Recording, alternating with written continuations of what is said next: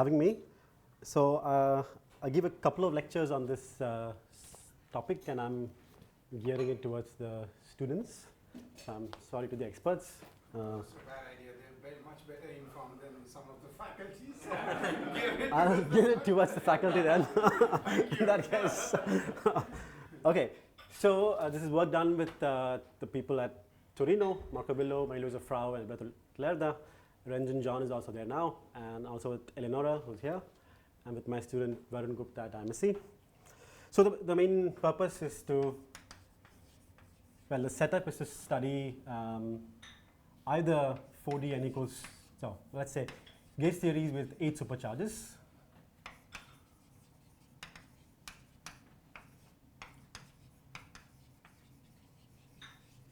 That's the sort of bulk theory.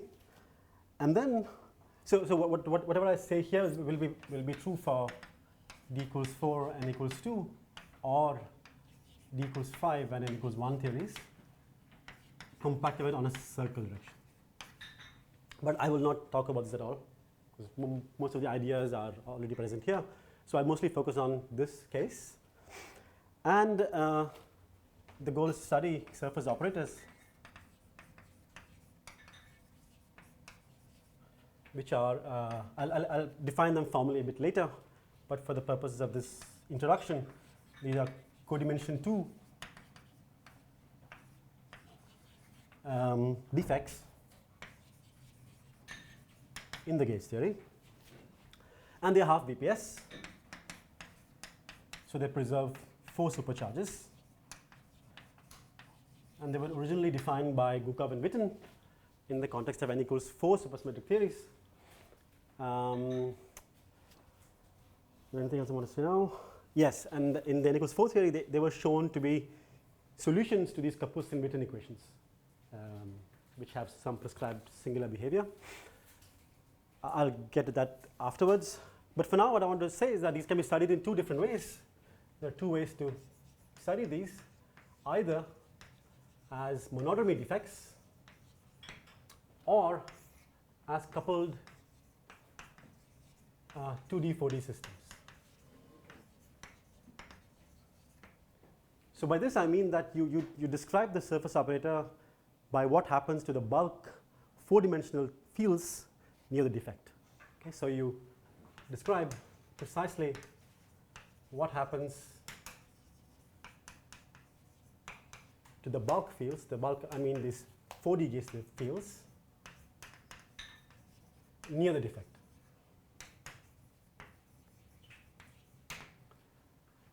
And instead here, I will describe them as 2D gauge theories, 2D quiver theory. So there are 2D quivers coupled in a very specific way, which I'll describe later, to the 4D theory. Sorry, Sujay, just yeah. to make sure. 4-dimension 2 is with respect to space-time, so yeah. the surface is in space. Yeah. 2-dimensional. So we'll just consider theories on R4, maybe with some omega background, and the surface defects will be R2, some omega background. So it's like a string? So it's like a string? It's no, 2-dimensional surface. Surface operator. So you can think of these as sort of R2 inside R4. Okay, with the word. So it's basically a string. No, it's R2 inside R4. So what sheet of the string? Yes, but we just discussed Euclidean, so yeah. Yes. So here, the way it couples, so here a better way to describe these are as flavor defects. What that means is that so yeah, I should say that again. I say this, but mostly I'll describe myself to SUN gauge series with a single gauge group. So the SUN will appear as a flavor for this 2D quiver. So there will be some coupling between these two. And the SUN 4D node, 4D gauge group will appear as the flavor group for this 2-dimensional quiver in a way that I'll describe. Which is then gauged, including bulk gauge. Exactly. Yeah. But I could just describe this theory as a purely two-dimensional theory, and then I can turn this coupling on. That will be a 2D gauged theory? Yes, this will be a 2D gauge theory. So if we go to very low energies, the coupling, the 4-dimensional coupling stays fixed, whereas the 2-dimensional coupling becomes very strong. No, I'll describe how that happens. So, okay. yeah, I'll describe how that happens.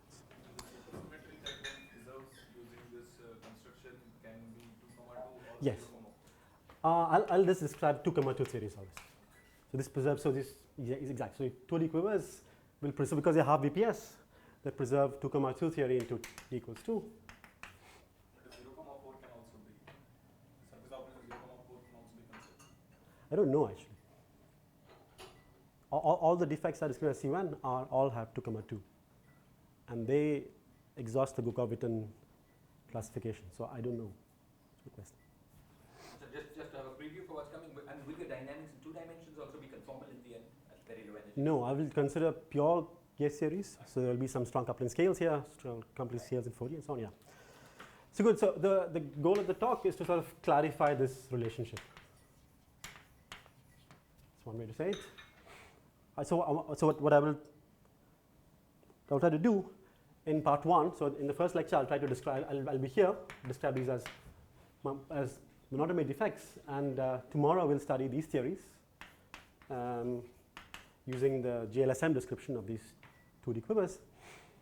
And what I want to show is that there's a one-to-one map between the defects that Gukov-Witten defined and specific gauge theories you can describe here. And in particular, what we'll try to do is to understand this in the context of the low energy effective action. So just the vacuum structure of the theories. Sorry, on the right hand side, presumably one can use any 2, 2 theory with the flavor symmetry. No. If you want to describe these guys, that'll be very specific. Not these guys, but just half-BPS surface defects.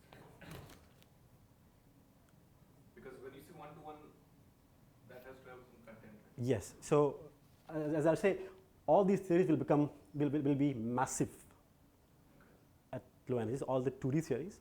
And what I'll show is that there's a one-to-one map between vacua of a given quiver and defects here.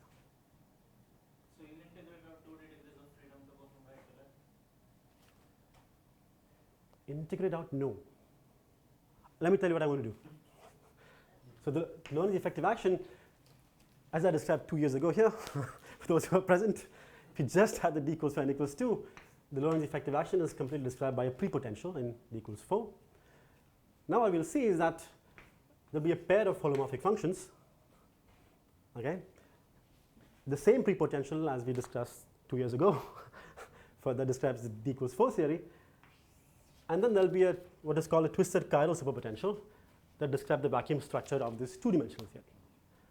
And the claim would be that if you extremize this W, then the vacua of that W are in one-to-one correspondence with what I describe as monomic defects here. So I fix the quiver, I solve for the infrared physics, and the claim is that that has a map with that For a given 2-dimensional theory. for a given two-dimensional theory. And if you change 2D theories, then so only for a specific 2D theory do you get this? Good. So in principle, one can do 2D Seiberg dualities, and there's an understanding of that from this point of view as well, as some change of integration contours and so on in the localization. If I have time, I'll try to explain that. Okay, but sorry, and I'm No. probably more clued up than most, but just to ask you a question. No, If okay. you start with a specific SUN case theory with 8 supercharges in say 4D, Yes. presumably it has only some class of surface operators, Yes. and it will then correspond to some specific 2D quiver theory. Yes. And as you change the 4D theory, your quiver will also change. Of course, yeah. If you change the 40 theory, of course that will change. Yes. I got it. And one last thing for those of us who were here 2 years ago, but remember. That was a joke. It was a joke more than anything If you're else. not going to cover this, which is, can you just elaborate at some point about what the monodromies are involved? I will try to. Thank you. So let me first review briefly the 4D story, so that some calculations I'll do will become clear. So this relation is similar to the relation in the context of the D1, D5 system, the relation between the instanton moduli space and define the hypermarket modular space? Is that, D1, D5 in terms of the open string stuff, and the other one is in terms of the instantons and the collective coordinates of the instantons.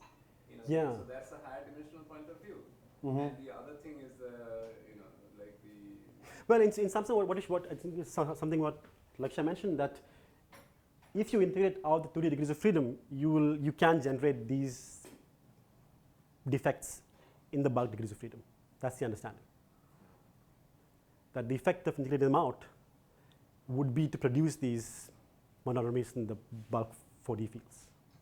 That's one way to think about it. So it's not exactly that, no. Okay, so let me first review or recall a few basic facts.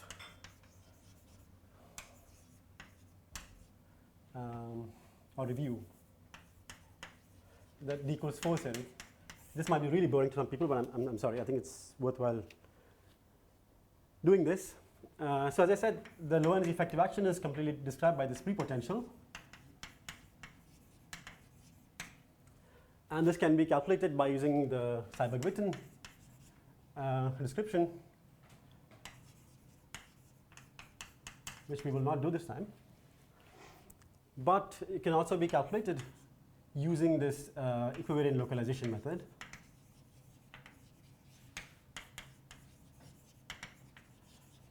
So what does that mean? So it means that this f can be written as f classical plus f1 loop plus f instanton. So the classical case looks like something like this on the Coulomb branch. The one loop again can be fixed in terms of some, I'm just being very schematic here, some a squared log a terms.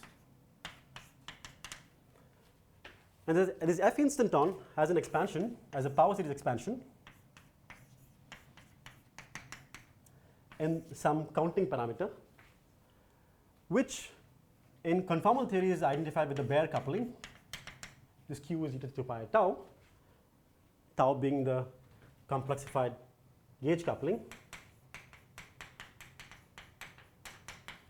Or for non-conformal theories, this q becomes identified with the strong coupling scale of the 4-dimensional theory.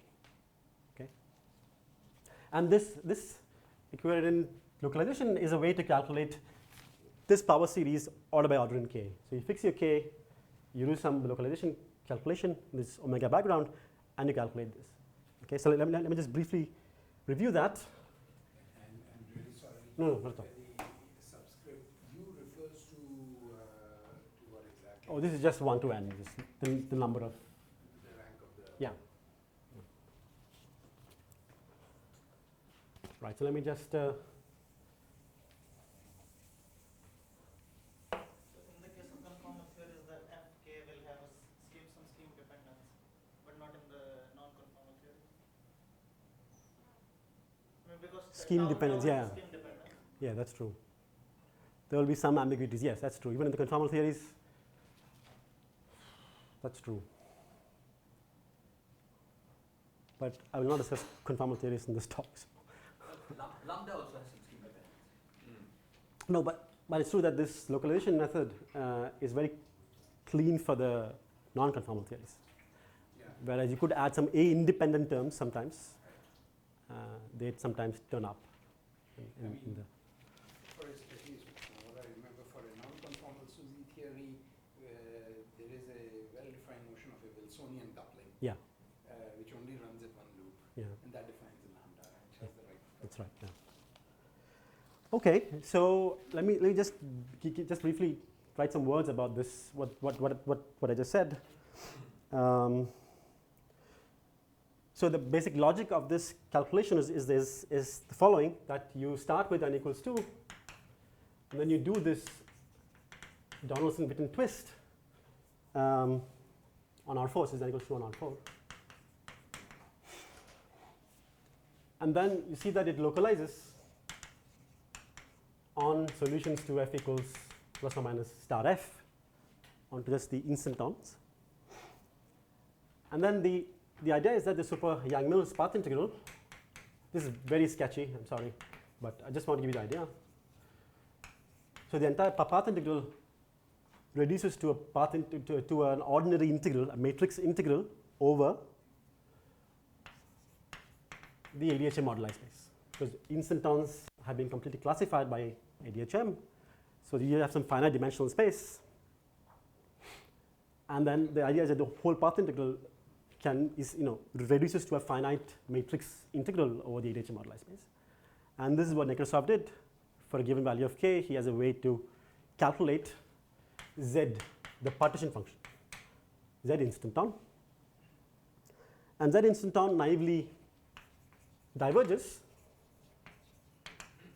not naively, in flat space it diverges. So you have to regulate sort of the volume of R4 using this omega background.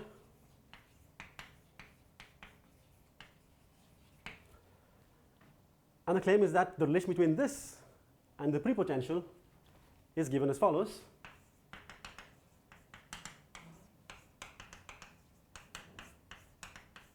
So these are some omega deformation parameters that tell you that you're not in flat space. So if you want to calculate f, what you do is to calculate z instanton using this prescription, localization, and then you take this limit and you look at the leading singular term as epsilons go to 0, and sort of the residue of that will give you the prepotential. So it's a very systematic algorithmic way to calculate order by order this guy. I'm sorry. No, not fine. Physically, the R4 is simply because the instanton can be located. Exactly, yeah. But somehow the omega background. Bosonic zero modes that lead to infinities. So it's some IR regulator, these omega background. So that was the procedure. So Yeah.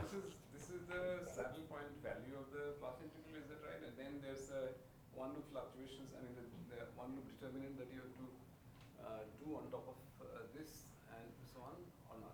No, so this just can be written as some contour integral. You have to pick your contour because that gives you a prescription of how to choose your contour.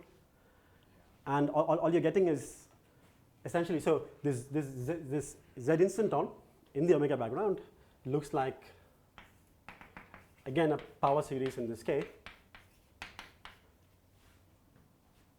And each zk will go like 1 by, roughly speaking, 1 by epsilon 2 to the k. So there's, I'm just saying, the entire thing is just a single, it's not really, there's no fluctuations to be done. It's just a contour integral with the prescribed set of poles. Strictly large n. There is no. No, there's no large n here. But the measure has to be determined by some calculation, right? Yeah. I mean, there's a serious calculation to go from here to here. I'm saying the measure of the contour integral. The measure. Yeah, the measure for the integral. Yeah. That's the one loop part, I think, that is talking about. Maybe that's why. Yeah. Okay. Yeah, If that's what you mean, yes. So this thing includes the one loop fluctuations then, Yes, it includes. It's just the usual localization calculation. which always includes the one loop Yeah. stuff. Yeah. Yes. So each term is in zk is divergent as the epsilons go to 0, but the claim is that if you take the, I mess up, this is log. If you take this quantity, then f is completely regular as the epsilons go to 0. What I don't understand is that this 1 over epsilon 1, epsilon 2, Yeah. if this omega is like a box, Yeah. then I would expect that only the saddle point part will be extensive, and the one loop determinant, or one loop determinant will not be proportional to the volume of the Maybe box. it's the 0 modes. Yeah. Because So this should be thought of as the sort of super volume of the So then zero mode. this f-inst stuff that you wrote, that Yeah. must be the extensive part. That must be just the saddle part without this one loop determinant, because I don't, yeah. That's the leading contribution. One That's of the epsilon, leading. epsilon 1, epsilon 2 to so the then power there k, is that's the volume. a log determinant stuff, Yeah, that which is subleading, and that's so this part is just the saddle point. Yeah. Okay, all right. Well, No, but here also taking into account everything. yeah. The epsilon behavior is the volume factor. I've had, Epsilon is the volume I factor. mean, all the non-zero modes in the one loop determinant, everything is taken care of. everything is taken care of. I mean, there's a, yeah, if I had time, I would. Proportional to the size of the box, including the and then multiplied by the volume. I can show you in detail how this works. Yeah, yeah. Maybe offline. So what I want to say, yeah, so I just wanted to point out that this was how you got the Fk. So you just calculate this order by order in Q. You use this formula to read out what F is, again, as a power series. Okay. And I just wanted to remind you why this factor came up. Why is this the weight factor of the K instanton term? Free energy also admits such an expansion due to the KFK? Yes. This is the partition function. Both, because if you, so you just propose that, you propose this, and you just plug it in here, and for instance, you'll find that so epsilon 1, epsilon 2, z1 will be f1, and epsilon 1, epsilon 2, z2 minus half z1 squared will be f2, and so on. So the the 1 by epsilon 1, epsilon 2 to the k cancels, and all subleading ones cancels except the 1 by epsilon 2. That's the idea. So you can just check it constructively. So, okay. I hope this wasn't. Divergences when they're very far apart, probably. Okay, never mind. Yeah. Okay. So I just want to do a very simple calculation to show you why the weight factor for the instanton is what it is. This e to the 2 pi I tau. Why is that the? So this Q is often called a counting parameter. This Nekrasov counting parameter, but it has a close relationship to the instanton action. I'd like to show you, because once there is a surface operator, this will no longer hold. So before I do that more complicated calculation, I want to show you why the K instanton contribution is weighted by e to the 2 pi I tau K. It's very simple analysis. Okay, so let's start with the Young's action. The Young's action is in some conventions.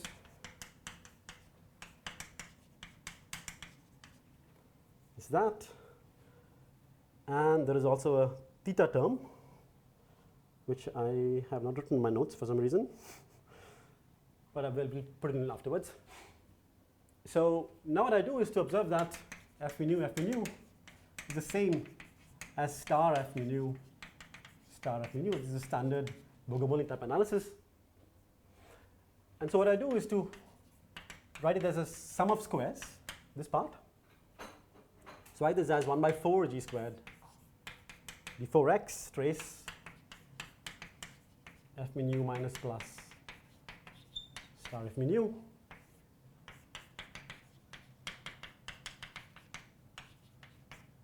Right? And then all I have to worry about, so these F nu and star F will be the same term. So all I'm left with is the cross term. And the cross term looks like d4x trace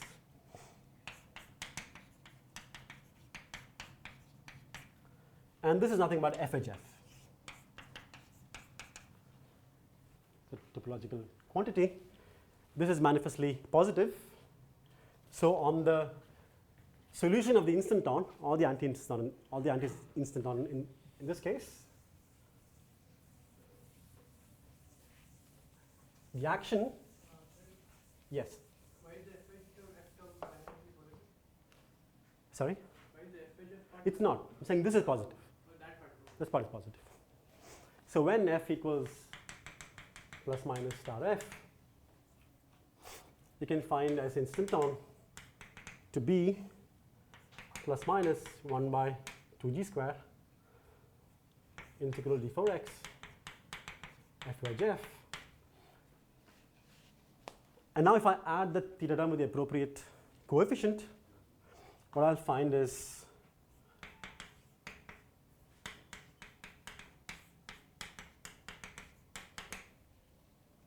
I think. So the I is because I'm in Euclidean space.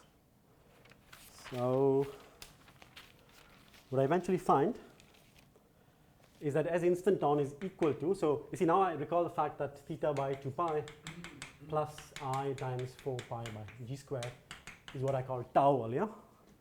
So this becomes just minus, you can just check it,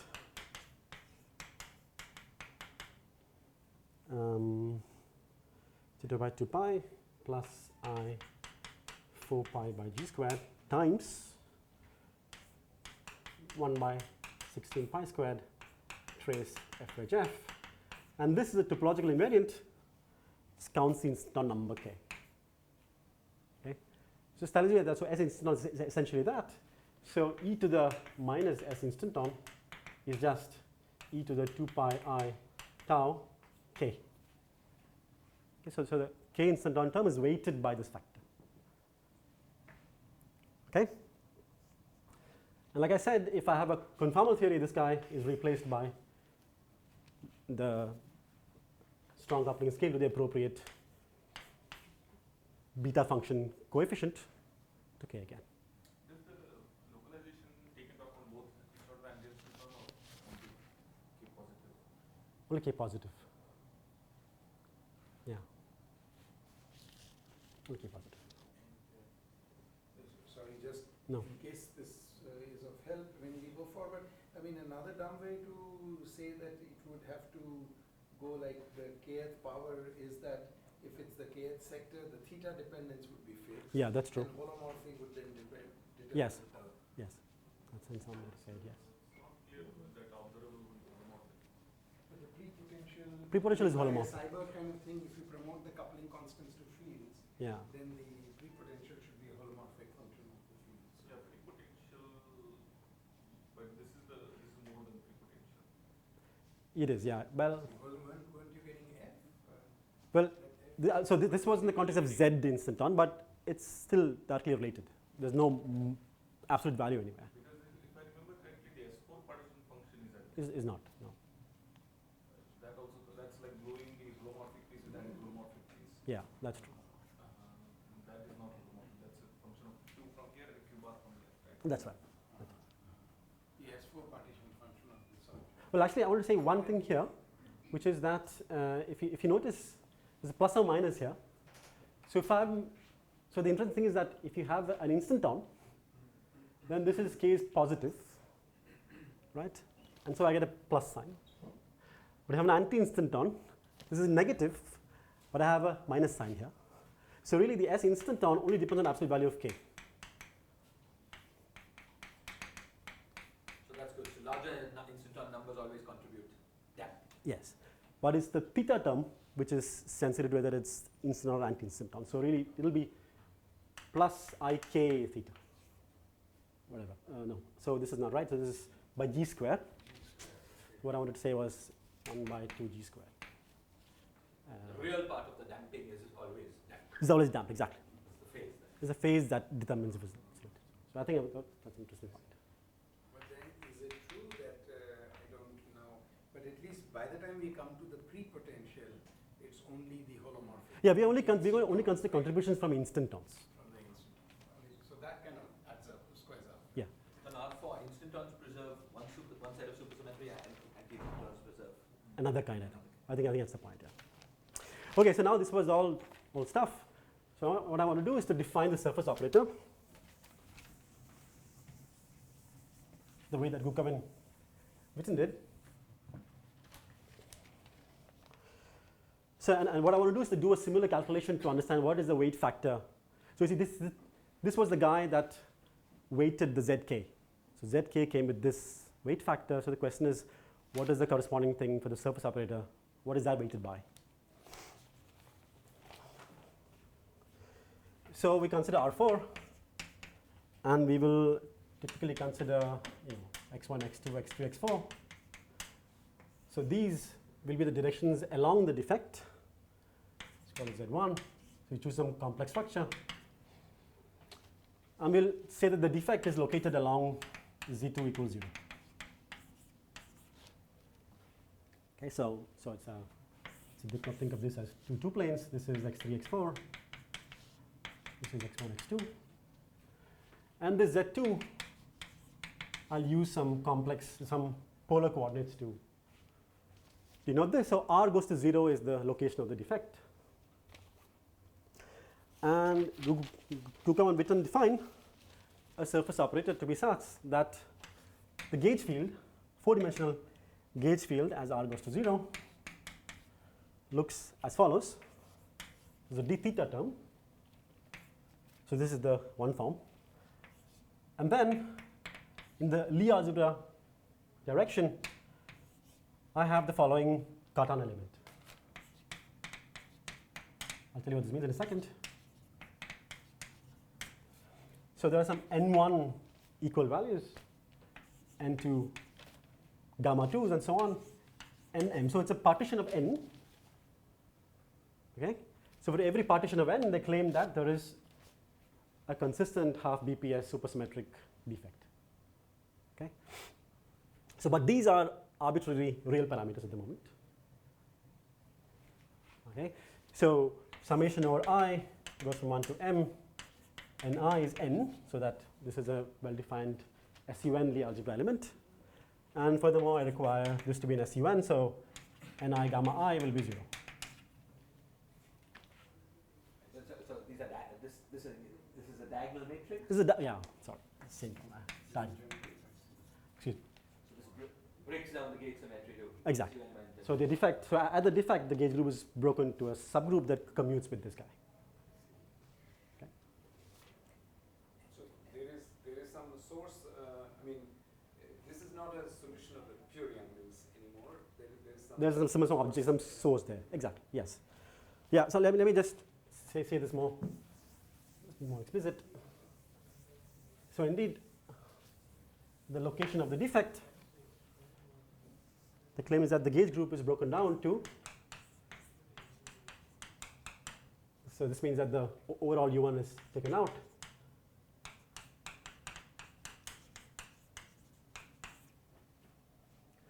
So the group generated by those generators that commute with the given Cartan element is what is called a Levi subgroup of the group SUN in this case. So for every Levi subgroup, the claim is that there is a defect. So this is part of the discrete data that specifies the surface operator. This is partition of n. I'm really sorry. No. The way they came to this was that these are the boundary conditions which preserve some Yeah. half the SUSY or Yes. something. So the way they came to it is by looking at these Kapustin-Witten equations in n equals 4. So there they have A as well as this phi. So they have some equations. And then they show that if A takes this profile and phi takes a similar profile with a 1 by r, so phi is also singular at the location of the defect. Then they show that they can solve the Kapustin equations. So they satisfy half-BPS conditions.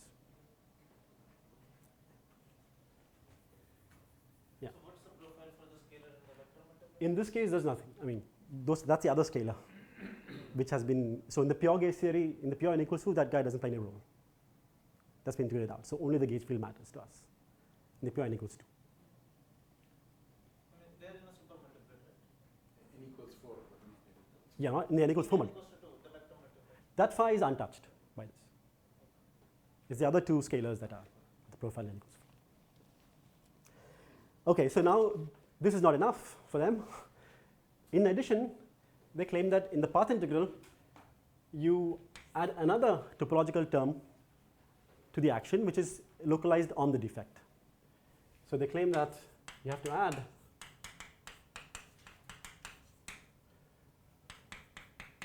this term in the path integral, which you're allowed to do because the defect is two-dimensional and is a perfectly allowed term.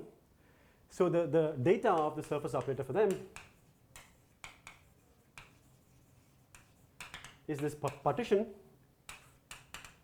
n1 to nm and this pair of functions, sorry, this pair of real parameters. And so see, this is unlike a Wilson loop or a 't Hooft loop, which is described only by say the representation, some discrete data. Here are some discrete data and some parameters, continuous parameters.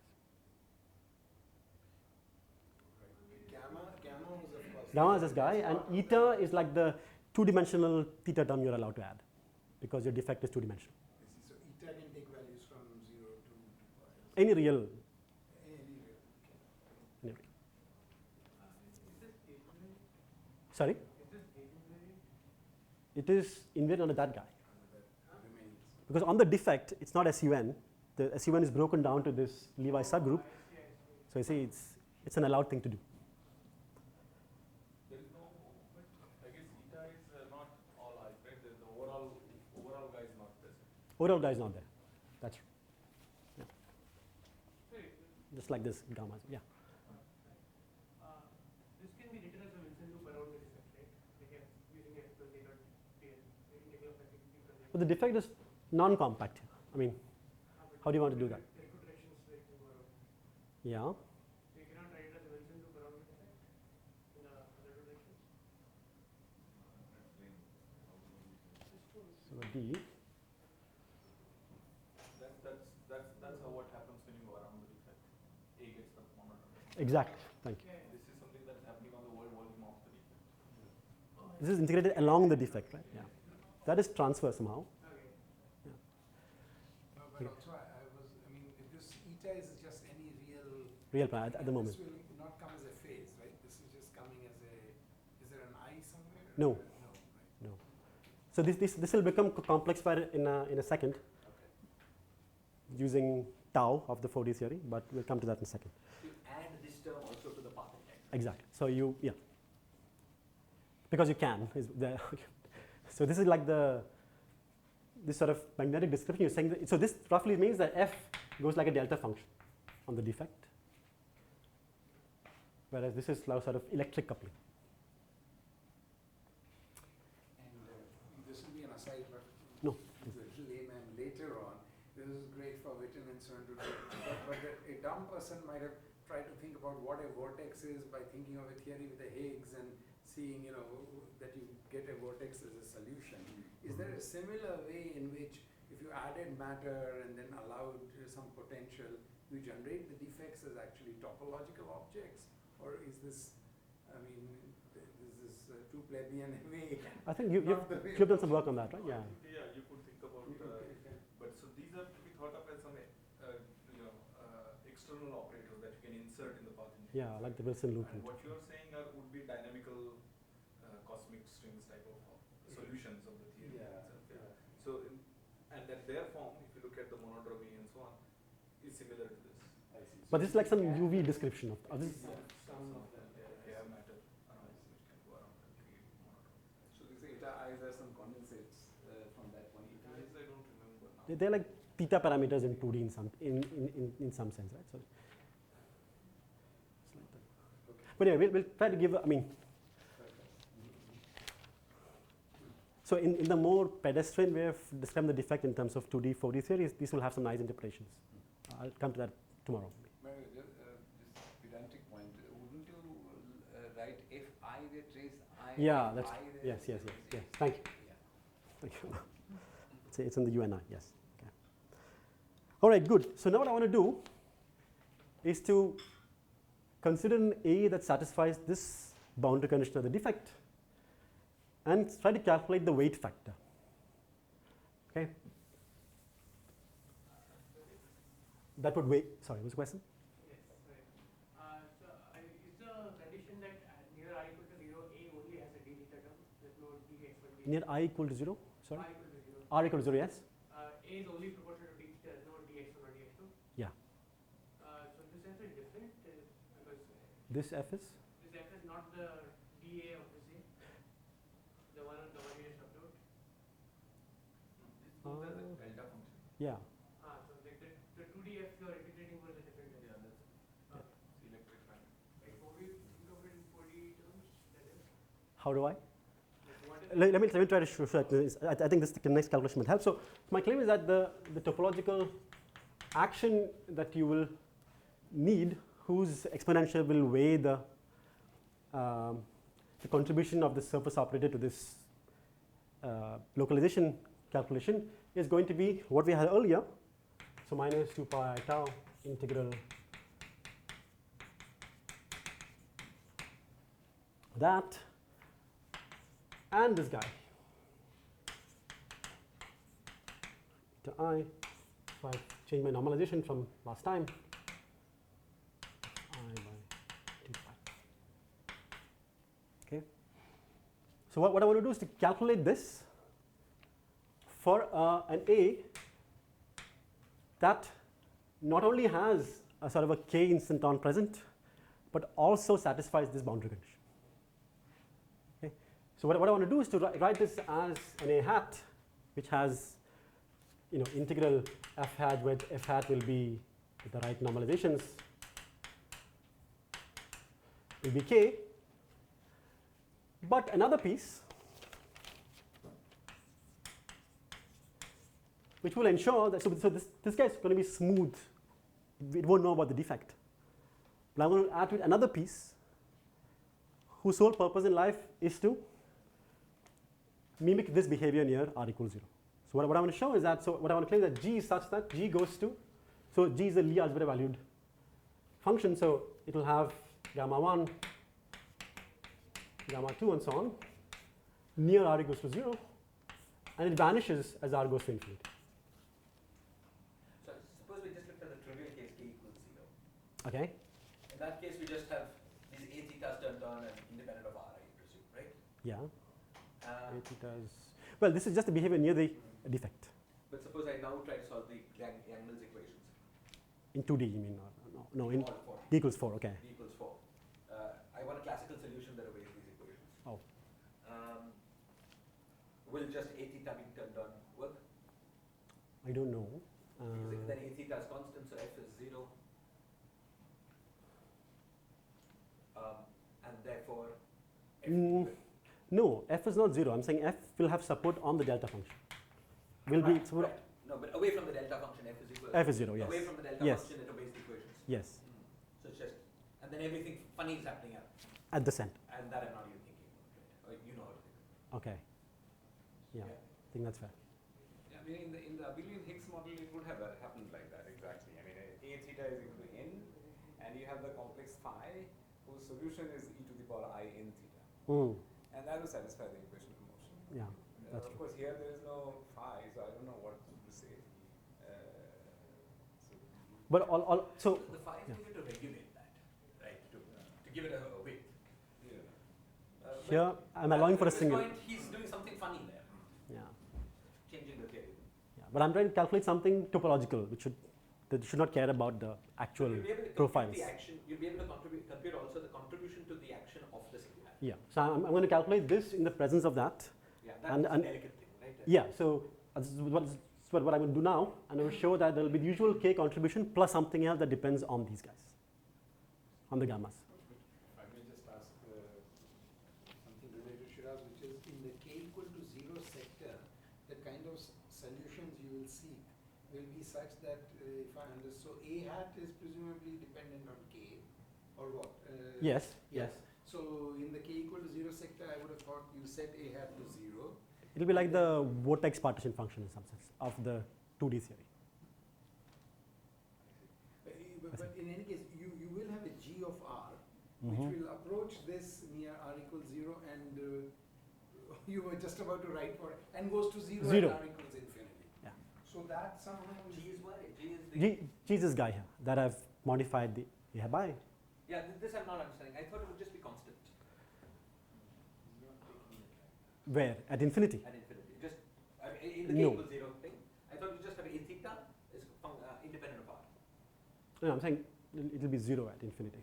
Well, there is a solution. Oh, that's part of the boundary conditions. Yes. So let's just do this. It's a bit tedious, but it's straightforward computation to calculate trace FHF with this. Just to get oriented, because it'll suddenly become very complicated. Okay, fair enough. Yeah. If you just had a U1 theory If I decide you want- and you had a vortex, Okay. so this is like that, right? You've got a vortex in the U1 theory. Uh-huh. Then A theta is constant at infinity. It's not 0 at infinity. The usual situation. That's how you measure the. What is it? Infinity. So I was also a bit confused with this. Maybe when I do the calculation, I'll see if I need G to be vanishing or constant. Maybe, yeah, I've Maybe you assumed. just need field strength to vanish it. Yeah, these things for sure. Yes, yes, yes. Okay, that's a good point. Maybe I'm being too strong here. Maybe. Okay. Because this flux should be detected however far you move circular. Yes, but that's the point. If you calculate this, you will detect this, guys. This is sufficient to have a non-trivial contribution of these guys for this calculation. So it's purely topological. So maybe it doesn't matter if G is constant or not. Definitely. Let's say in a moment. These gammas are something different from winding numbers she does. You know, so there is. They're not quantized. They are real parameters. They are real parameters. I mean, this is measuring something else. Gamma can be real, but if you measure e to the 2 pi I a dot dl around, and that Yes. So what will yes. So this will be quantized. This will be an integer. That you can show from other means. This integral will be an integer. So Sujay, Yes. Yes. yeah. So does this have a flux? Does this defect carry a flux? Defect. Or not? Do you mean this guy? So what I was just saying, that the integral of over the defect of trace f by 2 pi is. Like a magnetic moment. I'm sorry. So the eta is more like an electric or magnetic dipole moment. But it Okay. happens to the flux. Yes, exactly. So trace f by 2 pi is quantized. One can show that. Yeah. So I agree that when you do the path integral, like there will be various flux sectors, Yeah. and at the various flux sectors there will be a dipole coupling with the flux, Yes. and it will be varied in a different ways. So eta times the flux number. Yeah. But does it carry a flux? I mean, in the sense that is there a background flux? Like, okay, you sum over all possible fluxes. Is that? Yes. Yes. Yes. Is that what you do? Yes. in That path integral? that is what I will do. Yes. I will. Yeah. I will sum over all mi and all k. So if it doesn't carry a flux, presumably it is understandable why main theta is not constant around, because if you go around you won't pick up any other main phase. That's true. It doesn't actually carry a flux. we are concerned That's more about not that term, but the delta function. The delta function is there. That's what you would measure by going very far. The two things, electric and magnetic. Could you hear Sandeep? Yeah, but I'm not sure even that. So you are interpreting these ns and gamma. So what do you want to measure? You want to measure the ends. And the question is, how do you measure ends from far away? Is that the Ends. What is end? Sorry. Oh, these the this one, defect the partition. I mean. If you just go to very large R, sorry, this is Shiraz, go to very large R and take the circle, theta goes from 0 to 2 pi. Yeah. You pick up a phase, and that phase is in general non-trivial. And how could that go away? But what does the phase depend on? I thought it only depended on the gammas, because whether you measure it near the origin or far away, it should not change. I would have thought of I think maybe Loga's saying that we're in SUN theory, so there's no conserved U1 flux. There's no conserved flux. So if you go away from the diagonal configuration, you could get them Yes. vanished Yes. to cancel. Yes. And gammas are not flux because gammas are No. some general real parameter. Yes. Gammas are real parameters that specify the defect. Yeah. There are a bunch of U1s If it is But that's how you should think of that. The gauge group is now a different theory. Completely. Yeah. So that I But far away the gauge group is not broken. Yeah, it Far is not. away it is the whole SUL. It is just broken, like as a defect. So far away, I don't think you will find anything. So basically that's the reason that I'm a- this G goes to zero. Zero. So it's different from the kind of vortex I was thinking. Yeah, of. it's not I like a see. U1. Okay, I see, all right. Okay. So it's a defect which is like a magnetic dipole for the U1s which appear only at the origin, and which are the dipole moment being given by theta, and no flux far away to measure. Oh, I see. Okay, thank you. Yeah. So is the k equals 0 solution simpler than a k is instant terms, right? That's Yeah. separate complication. Is the k equals 0 solution simpler than the non-zero k solution? I'm never going to work with solutions at all. Oh, sorry. That's why I'm having difficulty trying to answer questions. I know what. Weren't you going to give us a solution, or just? the No, answer? I'm going to just give you the topological, Yeah. contribution to this guy, which doesn't depend on what solves it, effectively. Sorry. Two-dimensional gauge fields living on the defect. Sorry. Are these Fi some extra two-dimensional gauge fields living on the No. No. Let me just try to do this calculation that it's a bit tedious, but I think it became clear. So there's only one f in my. So this is. I erased it somewhere. Yes. So this is the. So I. Delta function, right? F was a delta function there. Or it was just fixed by the. That is guaranteed by this, as we'll see. So this guy will guarantee that if I calculate f, it will be like that because, it will have a contribution only from the defect. But I'm integrating over everything.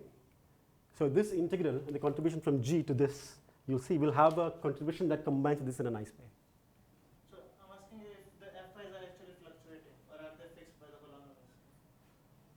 By the choice of Coulomb limits? There are two F's. One is parallel, one is transverse. Yeah. The transverse one is fixed orthogonally, this is the parallel. Exactly. Maybe I can ask you this. At least in k equals 0, is the solution pure gauge away from the defect? Do you know? Classically. Classically, it's pure gauge away from the defect. But by that, sorry, you mean genuine gauge transformation meeting all periodic? No, because these. Doesn't mean locally pure gauge. No, I mean.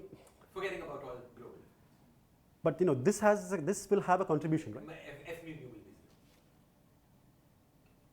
0. I'm saying this will give you a non-trivial contribution. Great, but just I go a little bit away from the defect. Everywhere else is field strength is 0. Yes, I would think so, yeah. Then I think it has to be a gauge transformation over time. Then you can do all kinds of funny things. No, but the important thing is it a non-trivial gauge transformation? That may be, yeah. I mean, that's the same thing for a vortex also. no, I agree. Then there is some deep interpretation of how to interpret that gauge transformation, and so on. But at the level of equations, it must be what I'm saying in some gauge. Okay. But then it has to be in d theta, no? Like if it's a large gauge transformation of the pure gauge, I mean, No, but because you can probably take that whole thing at infinity and make it just 0, because it lies in SU. This thing is not quantized precisely because there's no. Okay. Hmm. So again, I was thinking of. You are. Yeah, I did not think of it this way. Yeah. Okay. So this is going to be a bit boring for the next 5 minutes. I'm sorry, but I wanted to calculate the topological action for this gauge field, where A hat is the instanton part, and this is the guy that makes sure that it has the right boundary conditions at the defect. So F is just dA. My conventions is that. And so it looks like F hat plus D G of R is theta, and then there will be this term.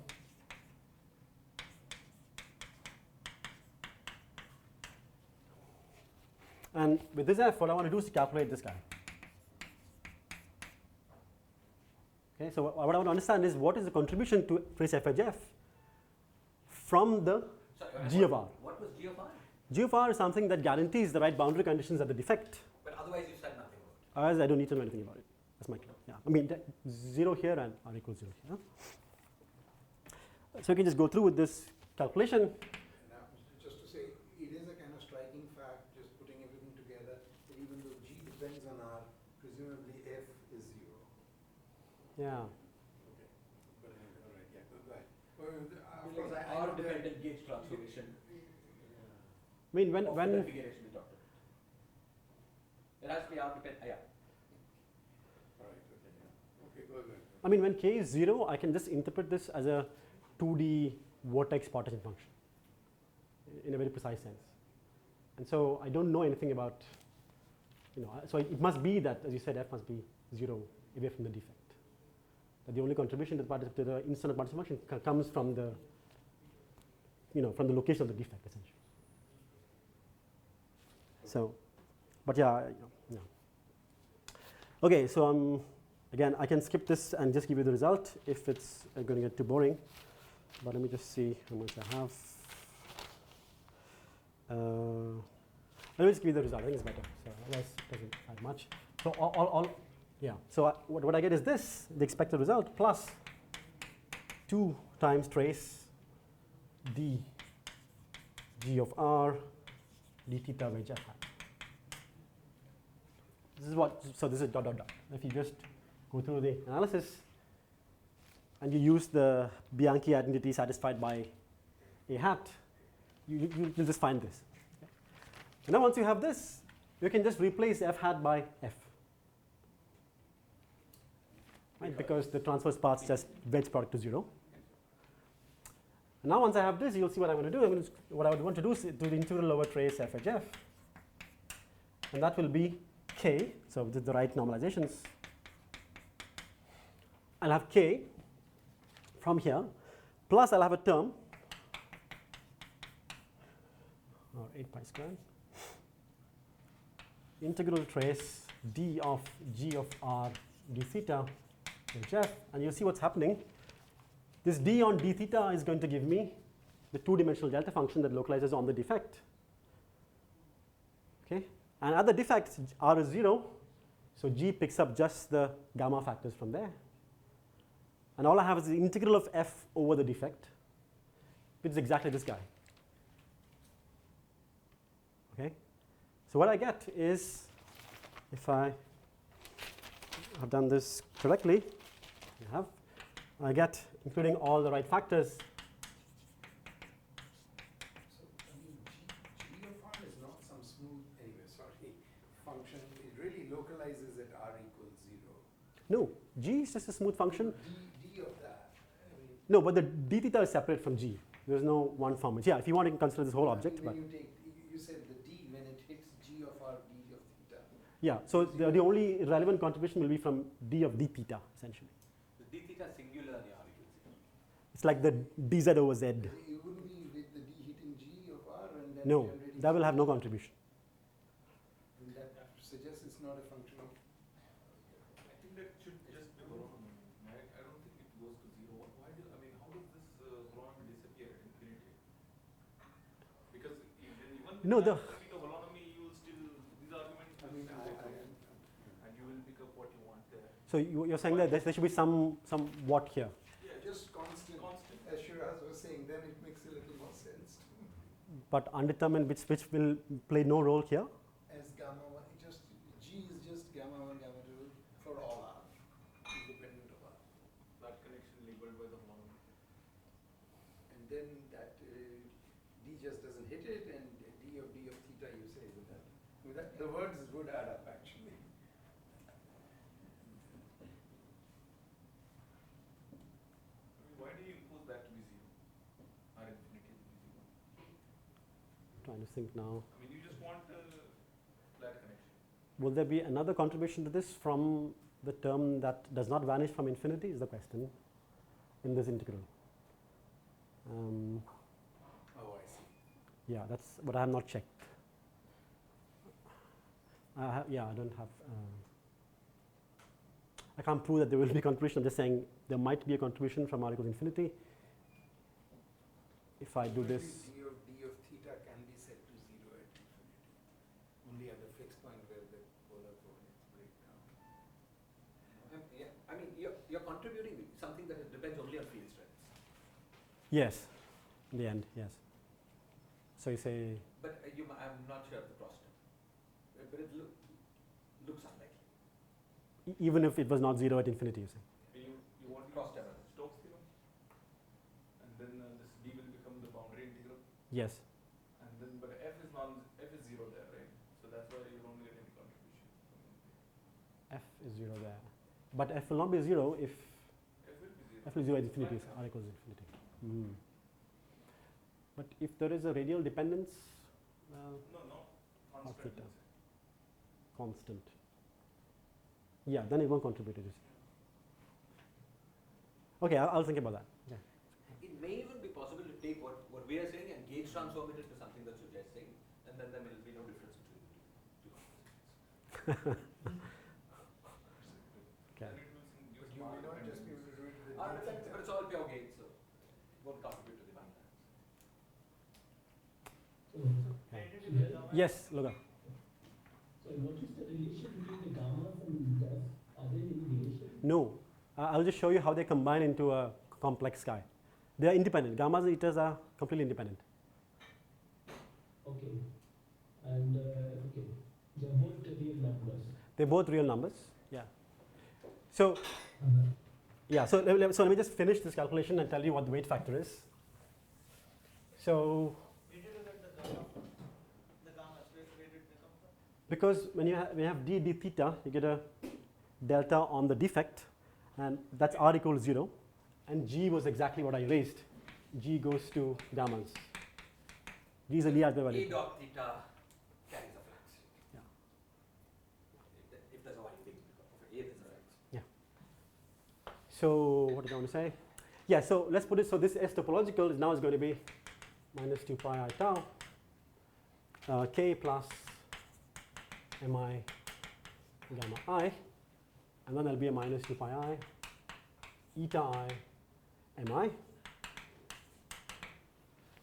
So essentially, you have e to the minus 2 pi I tau k, sorry, one explanation, minus e by 2 pi k. And now I see that the mi's are common, and what I get is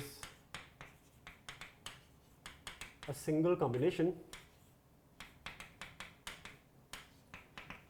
Okay, and sorry, just going back to Sujay, so now there was some completing squares business going on at the background of all of this. Yeah, so this is the question that Ashok really did not like very much, so I need to explain that. So in the earlier case, I got it from an action, and I said on f equals star f, I get f edge f. But now f is not star f. Exactly, that was my question. Yes. So I'm not sure how this comes from an action, but we are saying that the contribution to the partition function from this topological sector, if you wish, labeled by m's and k, or both integers, will be given by this action. So I did not show you how, because I don't know how to get it from an action. So you're Then not how do you know looking- this? Then how do you know this is the answer? I didn't miss that. Maybe this is where you use holomorphy, because you'll get the theta dependence, presumably, from f edge f. That's true, but I don't know offhand how to This part is not. show that this is the weight factor that, but starting with this, we have done various checks of it, like S duality and so on. I mean, but theta dependence would come out right from all the terms you've kept, right? There's no theta in the other parts. No. So then, all right, if you believe in holomorphic, it'd be nice to have a more complete Yeah, answer. I don't know, that's a good question. I don't know how to do. He was also dissatisfied with the with the starting point. So etas and gammas are, so very simple way to see why this is a nice combination is that, let's call this Ti, and etas and gammas are like electric and magnetic paths. So under an S duality in n equals 4, if you start with n equals 4 theory, these are exchanged, and tau goes to minus 1 by tau under S duality in n equals 4 theory. So Ti really goes to minus Ti by tau. And sorry, just getting back to that, just to understand one second. So is f hat self-dual? F hat is self-dual. Yes. So the non-self-dualness is only because Of the term I added, extra piece. g of r theta, which is necessary for the boundary condition at the defect. Now, how do we know f hat? Are we just doing? Yeah. How do No, we know f hat? all I didn't even need the self-duality. All I need is that it has this. This is a topological invariant. All I need is this is k. So maybe f is self-dual. No, f is not. F is like a delta function in one plane and a It's not right because constant in the other plane. So maybe one can resolve it. Maybe one can spread the delta function a little bit. smearing One can- some. Yeah, one can, this constant f can be made localized a little bit so that it starts looking Smoother and self-dual. This But I plane- haven't done this calculation. But it's a good point. Yeah. Yeah. Right. So, but Maybe there is if a we way to- ignore the plane. Can f be made self-dual? Ignore the defect itself. If everywhere else. Everywhere else. Yeah, I know this. The key physics is the defect, but Yeah. just to understand first. Well, what I'm is thinking f? of f as Yeah. one piece that is contributing just the self-dual instant down piece, Yeah. and the other piece which is engineering the defect, which has one f which is a delta function in the transverse direction and a constant in the parallel direction, and that is the one that is breaking self-duality.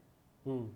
And if one can restore that piece, That would be good exercise. Yeah. I don't I know. mean that deformation seems only topological, just smearing a little bit, and Yeah. What this argument would go through. We'll go through. Yes. That's but just a simpler question. Just away from the defect, you've added some piece, Yeah. and I want to know whether that's even away from the defect spoils the self-duality of the bulk f, Uh huh. even away from the defect. Yeah. Presumably because this G of, I mean, let me write it again. So A hat, which had this condition plus this guy, right? This plane should look the same as this plane, right? It says not, yeah. It says not. One is transverse, the other is constant. So that's why I'm saying to make them look similar, you kind of smear the delta function a little bit and make that constant integral Also smeared a little bit, yeah. so that it starts looking the same. Then that piece will become circular, right? This plane will look like that. Yeah. I have a more elementary question. It's that way you're adding something that presumably is pure gauge to something that is not pure gauge. But it's pure gauge in the absence of the defect. Exactly, but it was pure gauge around vacuum. Yeah. So there's a cross term here that changes even the bulk F, right? Yeah. Yes. It's not clear the bulk F now is pure. It's pure gauge, or that it was the same as the pure gauge for the instant, the F for the instant. But this is what we just did, right? This is the bulk FHF, and it's K plus the contribution from the defect, essentially. It knows about the defect, right? That's great. But and that's a topological, it's invariant under anything else you might do, right? It has a contribution from the defect. so as it once we stands. agree that F by F is what we have to calculate, Yes, yes. you're done. Okay, that's good. I agree. Sorry, go ahead. Okay, just very quickly, your F, the gamma i's were what in terms of the F's? Gamma i's were independent of the F's. The mi's were in terms of the F's. Right, so the mi's were these guys. So the integrals of over the defect of trace f by 2 pi in the u and I factor.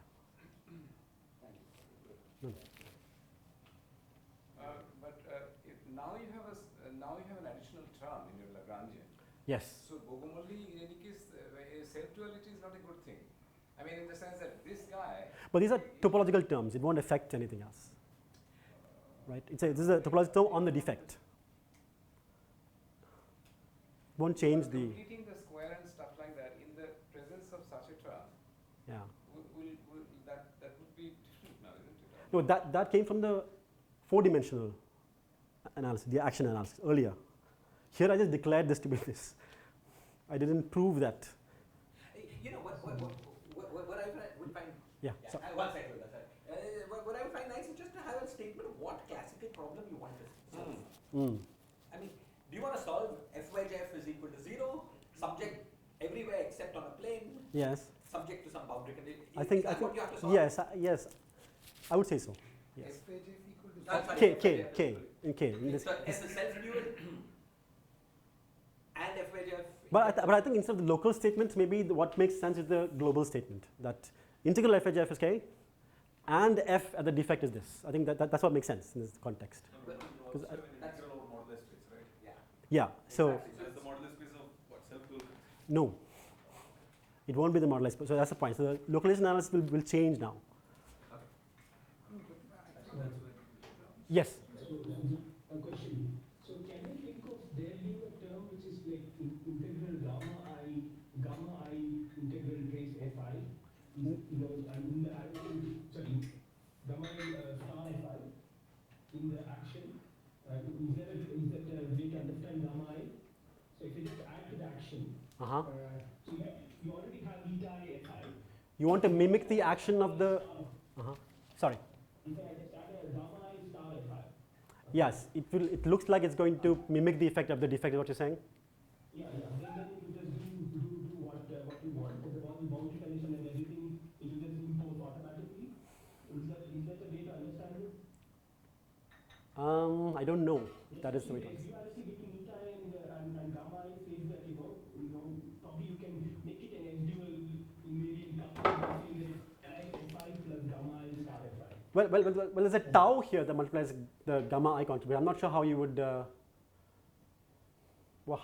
justify a. There's some normalization which you have to do because If you know the answer, I presume you can go back and try to engineer it. Yes.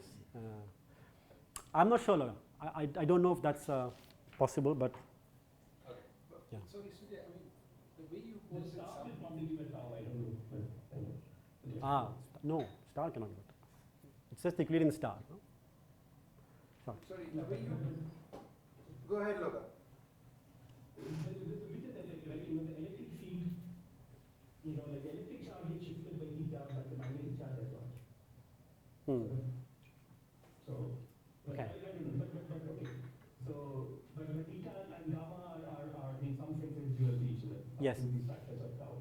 Yeah. know about the tau normalizations, but so so in that sense, then I can just then I have everything in action. Huh. I have the angles with theta, and then I have eta times f, then I have gamma times tau f, and then I just like. No, but this trace. Whatever the equations are, it's all good. No, what my claim is that this is my claim is that the integral of trace fhf is going to be this. I mean, if you have that boundary condition, or are you saying don't put the boundary condition? Is that what you're saying? Yeah, but I'm just trying to mimic the boundary condition by just adding a gamma there. But maybe that's in the action itself. But okay, maybe that's not. Yeah, I'm not sure that's, yeah. So what is the physics of the surface operator? This surface operator just measures, so just in instrument sector just measures these, it's a probe of the electric and magnetic fields, the electric and magnetic fields in the Kaplan sectors. Is that a way to understand this thing? You're just putting a wire inside this thing and you're doing a sum over the path integers. Yes. And this wire is probing the electric and magnetic fields, and this wire is like a dipole whose coupling is given by the theta and gamma things. Yes. Is that the way to understand this? Yes, that's probably way to understand this, but that is not the way I think about it. But that's probably my limitation. It's probably true. Yeah. Feel free to think about it. I didn't say that. Shiraz said that. Loga, are you done? Yeah. Okay. Sorry, you should go on. But just Sure. it seemed at least well posed to me, but let me ask you that you want a solution in the sector where this topological condition is met, the integral is k, Yes. and you have a certain given boundary condition Yes. which preserves Suzy Yeah. on the defect, Yeah. right? And presumably Witten et al. Showed that those boundary conditions lead to a well-posed variational principle, etc. Yes. And then you find the solution which solves the equation, and this is the on-shell action. I just want to remember that you had a paper with Coulomb in which you presumably had explicit classical solutions, right? Which Not classical solution. not classical. But just, you have to add to a set. Just remember it's an equation. People, They do that. Huh? But there's something towards you have to add the word supersymmetric somewhere. Yes, supersymmetric. These are half-BPS. Yes. Solutions. That's why you need some self-duality condition. Yeah. Witten show that this is the solution. Yeah. Just minimizing energy of action won't do, because there may be many, So okay, fine, supersymmetric. So Presuming even we can say whatever I want to supersymmetric. Yeah. so That usually means self-duality. So what I wanted to motivate with this calculation is this: that what you will have to calculate. I mean, this is completely not how we do the calculation, but I think it's good to have this in the background. So the partition function in the presence of the surface operator would be the sum over all k. The sum over all fluxes, these m's, okay, with this weight factor, q to the k, e to the 2 pi I, p dot m times z k. So what localization should give you now is a way to calculate this guy. And that's what they have, that's what it has. So this is just like earlier we had an algorithmic way to calculate zk's. Now, so these are what are called ramified instantons in the math literature. But papers are hard to read. And I think in the physics literature this was first written out clearly by Kano and Tachikawa.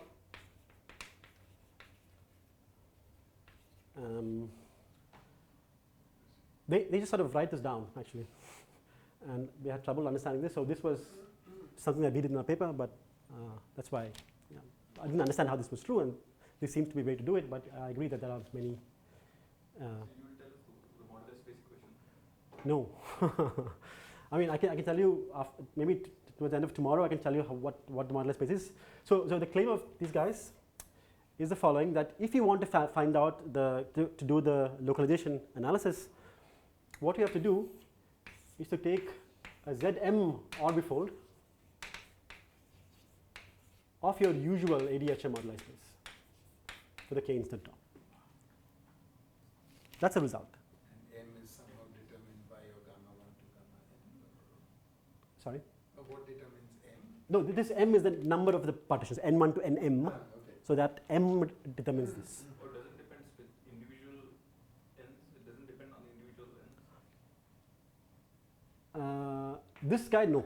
This M, no. But how it acts, how the partition of the Coulomb waves happen will determine that. But the M is always M, yeah. M is just the number of. So the actual integrand of the localization analysis will depend on the details of the ends. It says this. So I'm not going to do this. But yeah, that's the result. And now I can ask, like earlier, so earlier we just had this, and we said that Z was e to the minus f by epsilon 1 epsilon 2, that I could read off the prepotential from this. What can I read out from here? So we just do, so if you do this, if you're able to do the localization, you calculate this term by term. What do you get? What you get in the limit of vanishing omega deformation and so on is the following. If you take log of Z instanton surface operator in the limit that epsilon 1, epsilon 2 goes to 0, what you get is exactly the same prepotential no matter what defect you take, which is good, right? Because it's a defect in a given theory. Changing the defect shouldn't affect the bulk physics. The bulk 4D physics is unchanged. But now I get a simple pole with some other function here.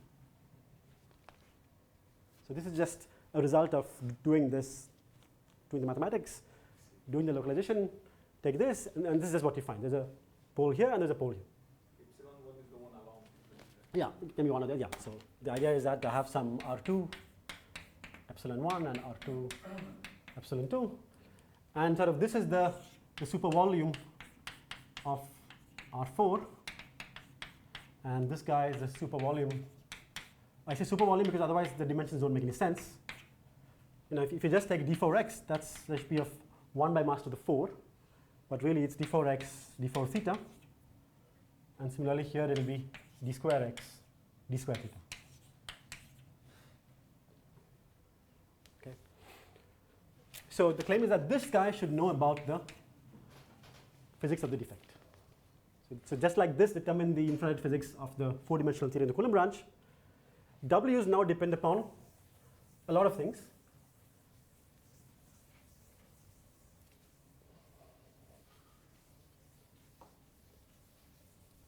Can I keep going, or how long should I? Yeah, roughly when you feel we're in danger of missing lunch, you should. Okay. No, I'll try to wrap up with a decent spot. Good. So again, a few things I can say. This again has a decomposition: W classical, W one loop, and W instanton. And what this captures really the W instanton. I should say that. Then I want to say that, so you're always on the Coulomb branch of the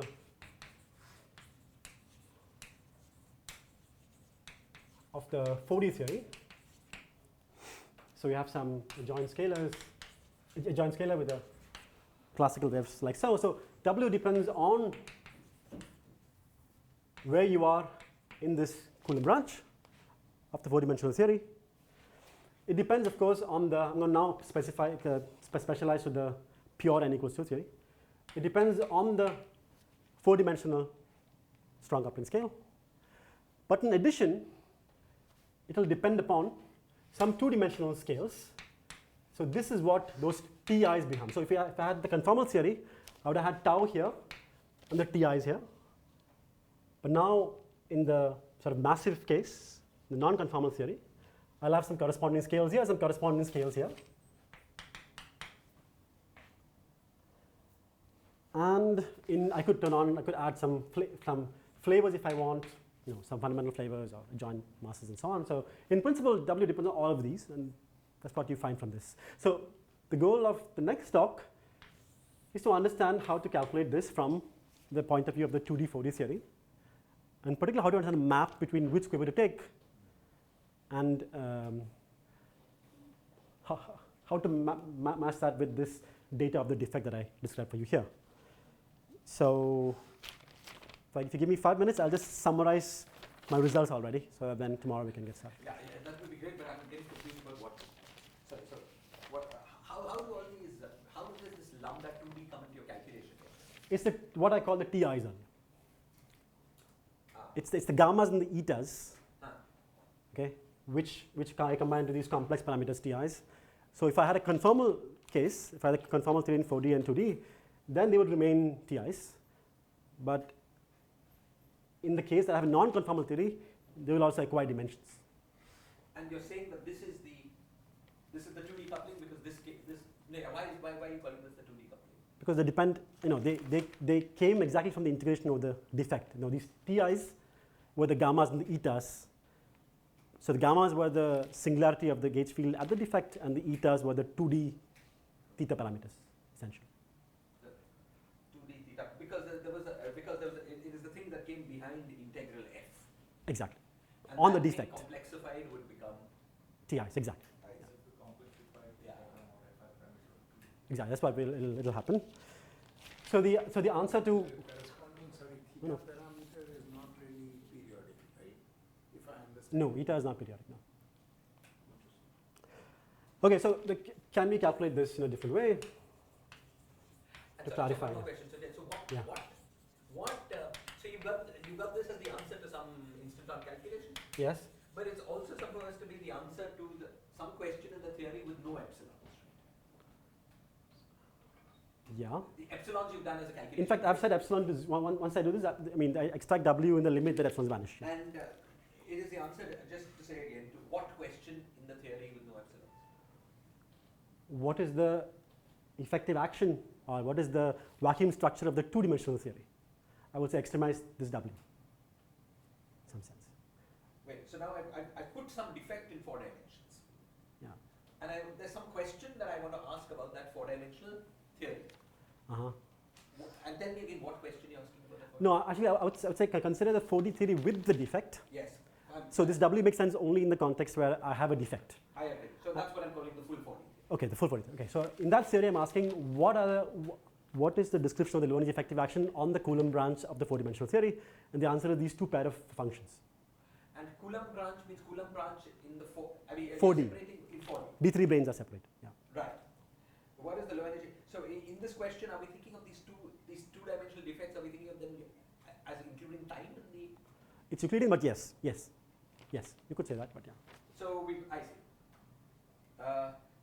So you want the low energy effective action of this Combined 2D 4D system combined to a 2D 4D system, and that is supposed to be determined by these two holomorphic functions.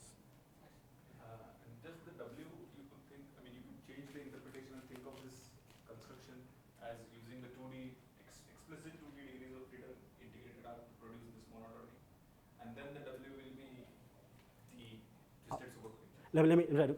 So I'm just going to give you the answers. So can we calculate this a different way? And Gukov Witten already give you the answer to this. They say that. I'm really, really sorry you have to do No, that. it's fine. Just, so W depends on AU, which are the moduli of the Coulomb branch. Depends on where you are in the 4D model, I suppose. Where you Yes. are. But also depend on M, right, which is the integrated values of the Fs. No, those are sectors that sum over. So here, there's no. I wouldn't write K here, right? And it's understood. So this will be a sum over sectors like that. Sorry, the M's were the integrals of the electric fluxes, if I'm right. You use the word M for favor. No. That's it. Thank you. All right, I got confused by that M. Okay, Thank now I understand. Good catch. All right, thank you. No. Thank you. And the answer is study the sigma model. My handwriting is, decayed over. Sigma model on. So the claim is that you study the sigma model on this G mod L. So L was the Levi subgroup, UN1 times UN and so on. G was SUN. And the claim is that this theory should know about, so 2D sigma model. And somehow this theory should know about this W. So I want to know exactly how this map works. And, sorry? At the same, what happens at the singularity? What singularities? There presumably some singularities in G model, right? Yes, so good. So these are typically flag manifold, flag varieties. Let's take a simple case. If you just take the partition 1 and minus 1, this is just nothing but a CP n minus 1 model. So it's completely well-studied theory. And so what you do is all flag varieties, including this guys, have a GLSM description, a gauge linear sigma model description. And what I'll do tomorrow is to just give an introduction to GLSMs, tell you in general how to study those theories and understand what question in the theory will reproduce W of A and so on. Okay. So if Allow me to ask one more. Please, please, please. But I mean, so now what? Just to go back to Shiraz's question. Yes. You have a Coulomb branch. The pre-potential, I understand in n equals 2, and you all can tell me, you will correct me. Okay, that physically determines the gauge couplings and so on, Yeah. depending on where you are in the Coulomb branch. What additional information about the low energy theory actually comes out from It's that? how the defect couples to the 40 degrees of freedom essentially. So Wait, the if Coulomb you- branch, the various, okay, go ahead. If you just give me 5 minutes, I'll just tell you. So let's give you the answer. Okay. So the flag variety that corresponds to that guy is a very simple linear quiver, which looks like this. Okay, my R's and gammas look the same. This is a problem, but these are R's. Okay. So you consider. So this is this again. So this N is the SUN gauge group of 4D. And in principle, you would gauge this theory. But now I'm just looking at the two-dimensional theory. Okay? Then these R's are defined in terms of the N's. So the discrete data specifies what are the ranks of the various 2D nodes. So R1 is N1, R2 is N1 plus N2, and so on. Rj will be N1 up to Nj.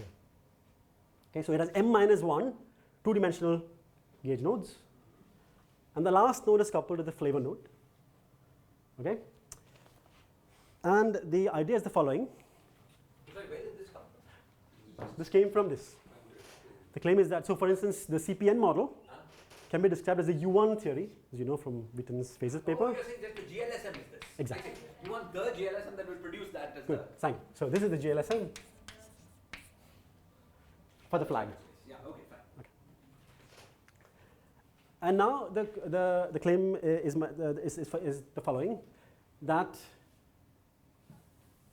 if I'm on the 4-dimensional Coulomb branch, okay, then from the point of view of this 2-dimensional theory, those are giving twisted masses to these guys. Okay? And what I show tomorrow is that in effect, all these chiral multiplets will become massive. Okay? I integrate out these massive multiplets, and what I'm left with is a theory that depends only on the vector multiplets of each of the 2D nodes. Okay? So and the claim that I'll try to show you is that all of that can be completely captured by a twisted chiral superpotential in 2 dimensions. I'll explain what this means tomorrow. In terms of some twisted chiral scalars that capture the 2D vector multiplets. Okay? So it's a completely massive theory, so a number of vacua are discrete in So the 2-dimensional. 2D gauge couplings as a function of these Coulomb waves is given by this function? Is this- No. So the the two- final low energy so theory, you see- what does this calculate? So you see, there is lambda i's here, m1 to m minus 1. These 2D guys will map to the what I call ti's. So these are the complexified, what the phi Laplace terms become for each of these nodes. And the claim is that if I now study this guy is completely, so this theory is completely massive. There are discrete number of vacua. You solve for these vacua. Oh, sigma is the scalar of the vector multiplier. Is the potential for that. Yeah. I guess what you're saying is that I'm saying that the 2D Coulomb moduli space is lifted completely. Only discrete points that remain. and the discrete points, in a sense, give you data about the coupling constants, the eta i's. No, they tell you sigma star, let's say. So for instance, in the CP n minus 1 model, there will be exactly n solutions, just like the Euler characteristics of Yeah. CP n minus 1. Put some potential that breaks the degeneracy. Exactly. There are n. Exactly. And the only mystery that remains is to understand what vacua map to, so how was the sigma star depend on the AUs? So the Coulomb waves determine this, right? So in principle, there are, n-1 sets of these, right? So so there is this S here, there's a star here. And what I'll show you is the map that you need for these, such that if you now evaluate W effective on sigma star, then that becomes equal to the localization. This is what we constructively show. That the twisted superpotential evaluated on the minima or the extrema of the twisted chiral potential is what you calculate using localization. There. That's W. Well, it includes classical everything in this case. But the incident part will match that. Sigma star are many. Sigma star are many, and there's a one-to-one map between the classical values I choose and the particular breaking of these UNs to UN1 times UN2 times UN3 and so on. But N1 into N3 is fixed once and for all. N1s are fixed, so are the ranks. Yeah. But your choice of how the Coulomb waves are distributed in this is because this is the matrix effectively. Oh, it's a gauge transformation in the SU. In some sense, yeah. So if you fix that, if you fix that Coulomb waves in the 4D theory, that determines once and for all this.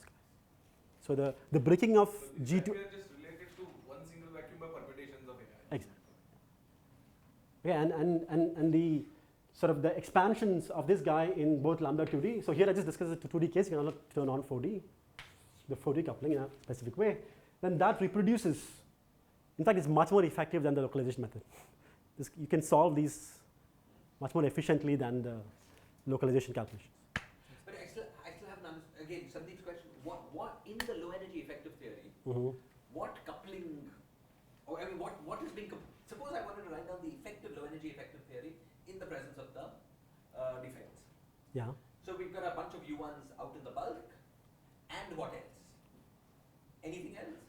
Yeah. So if you fix the point, so that's the point. That's what this shows. This shows that so we have some 4D Coulomb moduli space. You fix a point there, then all this is giving you. So what this is saying is that on top of this, there is some discrete set of points, which are the vacua. Meaning that if I sit at a So think of this, right? So here I have n distinct vacua in the CPN management model. Sorry? It's some 2D topological order, some topological theory which might be real. That's So some number of vectors. some number of vacua that's fibered over this 4D moduli space. So at a given point in 4D, I have some n vacua in 2D. okay. And all this is telling me is so this W of A that you calculate here is telling me this guy, the effective action evaluated in a particular vacuum. Okay, but I don't know if it's what that. physical question would I need to know the answer to that? If I was There can be domain walls on this two-dimensional defect. If you can, These to 2D vacuum. there could be solutions that interpolate one to the other. Tension. In principle. Okay. Thank you. But these would be on the defect, right? These would be on the defect. What would be on the defect? Yeah. The interpolating Yes. domain wall. Yes. Between You're two different vacua You're in the saying 2D. you can have two different defects, different configurations of the defect or ground states of the defect. Yeah. I'm saying that if you calculate delta W, that will tell you the tension between. Yeah. Thank you. But this is much more basic, right? This is just a superpotential. This a twisted one, but Yes. but it's describing physics, low energy physics of these sigma fields. It's not. So W of sigma is. W of A is not. No, W of sigma. Yes. Is describing the effective physics of sigma. Yes. And which you solve now and calculate the energy in particular. Yeah, but he was asking what does this calculate? I think if I understand correctly. From the localization, what is the W of A calculating? The localization, the calculation that I described earlier does not know anything about the sigma fields or anything like that. It just gives you the. I understand. I think Abhijit's asking what I was after. So I mean, but everything here is massive. Massive. Massive. Yes. So wait, are we computing a ground? They're all they have different ground state energies. Oh no, Yeah. they're all the same. Yeah, no, they have. Same. Well, also Because they're supersymmetric. Yeah. So it's only in the domain wall that you'll see something actually. Yes. Yeah. It's a particle in your low energy state. No, They all solve this energies equation. are different. Energies are different. Energies are related to each other by permutations of A's. I mean, when you evaluate W1 On A's, yes, yes, that's the energy of each particular vacuum. yes. That's different depending on what A. Which A's you choose. Yeah, in isn't principle. the energy dW This- sigma mod square? So they're all extrema. That's true. They're all extrema of this W of sigma. So I meant the Yeah, I think, yeah, that's what I understood.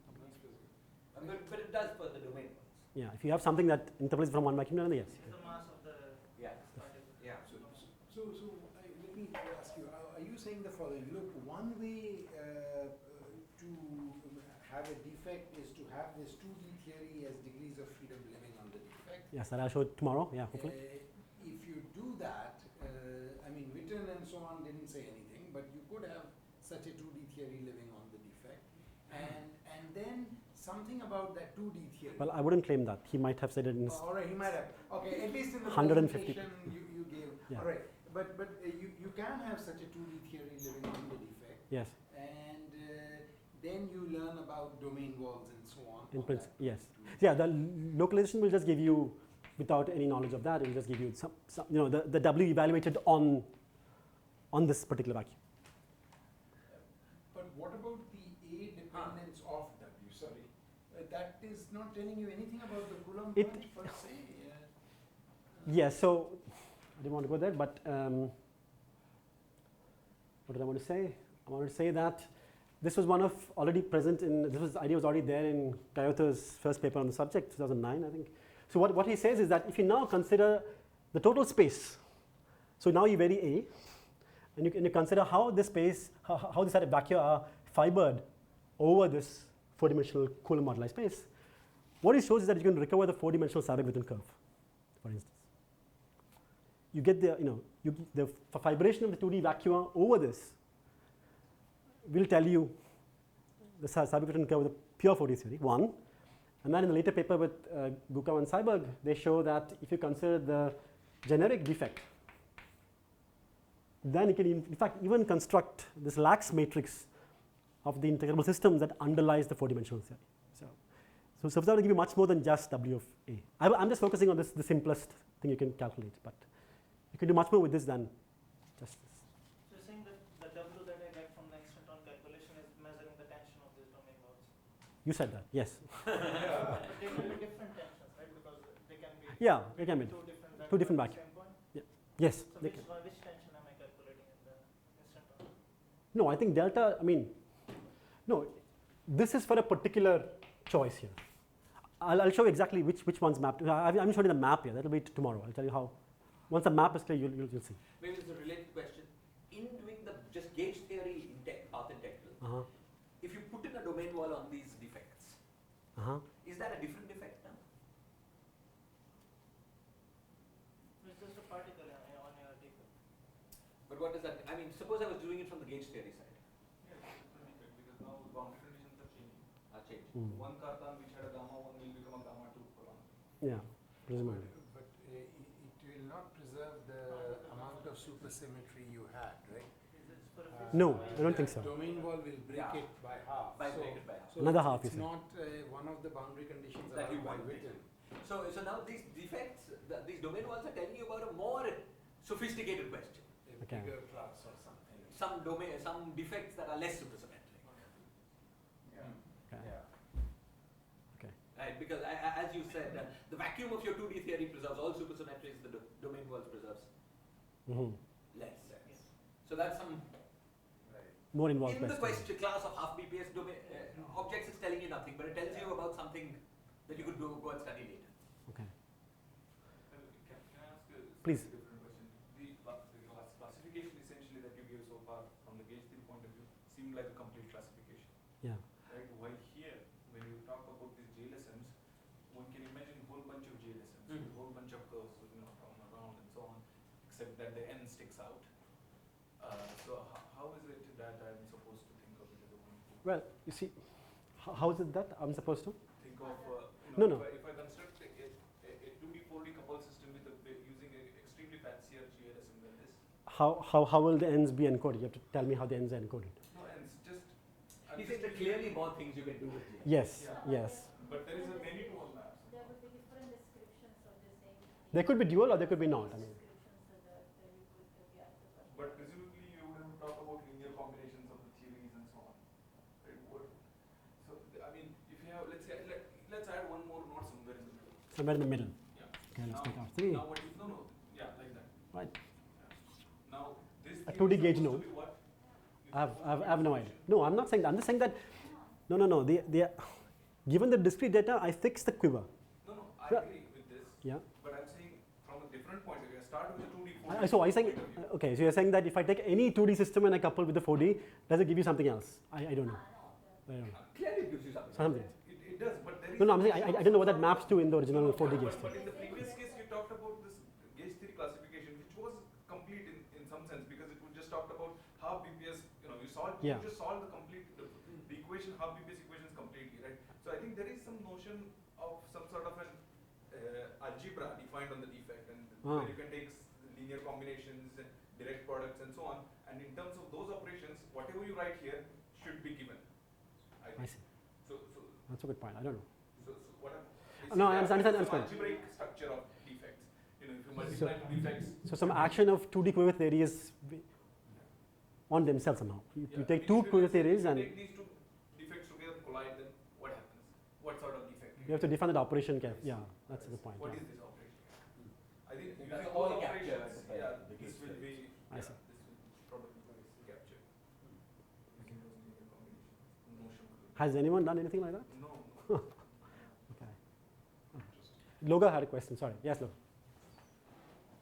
No, I was just saying that, so regarding Abhijit's question of trying to add another node, you should know that, this linear structure is important for preserving some supersymmetric coupling or something? No. You can add any 2D quiver theories. They're all 2,2. They're not flag varieties, but they are something else. Yeah. Yeah, so just continuing this, what does it mean to classify all surface defects? That's the question, right? If a surface defect is just any modification of the path integral that depends only on a two-dimensional manifold. Well, there it will. So at the starting point, it was solution to this Kapustin-Witten equation that I never wrote down. So Okay, but presumably that it's there in the that is a background. that's giving a definition. Yeah. But say we wanted to say, I've classified all surface defects. Like in the Wilson loop case, I take the representation and say that's classifying all Wilson loops in some sense. Is that what you mean? Or? But suppose I want to make these words. I want to say I've classified all surface defects. I want to know what those words mean. Mm-hmm. One, classified all 2D theories. yeah, exactly.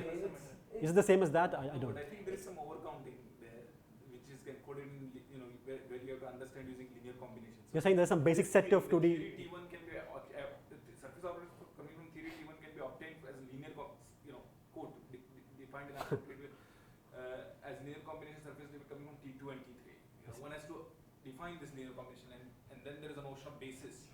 And I think using those bases, one should define the space of a surface operator. Like in the boundary state. Ah, The boundary state for Yeah, something like that. I see. There will also be surface defects whose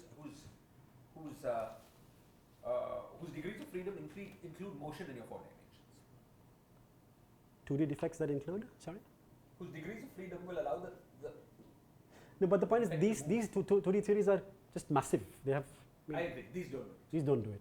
So maybe in the case with fundamental flavors where the 4D theory is conformal and the 2D theories. Why don't they have the Goldstone? I mean, why don't they have the collective degrees of freedom which she has just talked about? Because you're adding, so the Coulomb webs that you add in 4D, The fluctuation, they act like twisted masses for all the fields. they will preserve the same. So there is, Just in fixed position. so yeah, so these have only a discrete set of solutions. Go a little bit The away equations. from the these things will wiggle around. So if you look at the low energy effective theory, it will include motion away from the surface you specify. I think that's the sigma. That's the That's sigma, why but it you- was massive here, right? So you're sort of safe at low energies. Yeah. But you could do more things, and then you really wonder whether you want to call this a 2D effect. Hmm. That's wandering away from where you specified your effect. As 2D dynamical objects, you're saying, in the theory. Yeah, Okay. I mean, just the whole notion of a 2D surface is a bit vague to me. Mhm. I see. So what Abhijit is saying is just basically bringing this two different 2D flavors together and Try to using see the what diagonal happens. flavor symmetry. But as defects, you should have things like this coming together somehow. Right? You take two of these and see And use how the the, diagonal flavor symmetry. yeah, Okay, maybe. into the- You could also add something trying to get triangular quivers, maybe. I don't know. Integrate those out. Yeah, I don't know. It's a good question. Basically, I think what the question Shiraz asked is very important. I mean, how do you define extended objects in theory? 40 cases. You ask the same for What is quantum the dimensions, right? complete basis in some sense of how to characterize them? What is the algebra? What kind of structure do you want to put? Is there a Hilbert space? Is there an algebra? I've no nothing Because so intelligent to far say this about. literature that I am familiar with, it just deals with construction of specific Yeah, surface defects or domain walls and this that. But They not all- a systematic one, not as algebraic. no, classification. non-algebraic one. Yeah.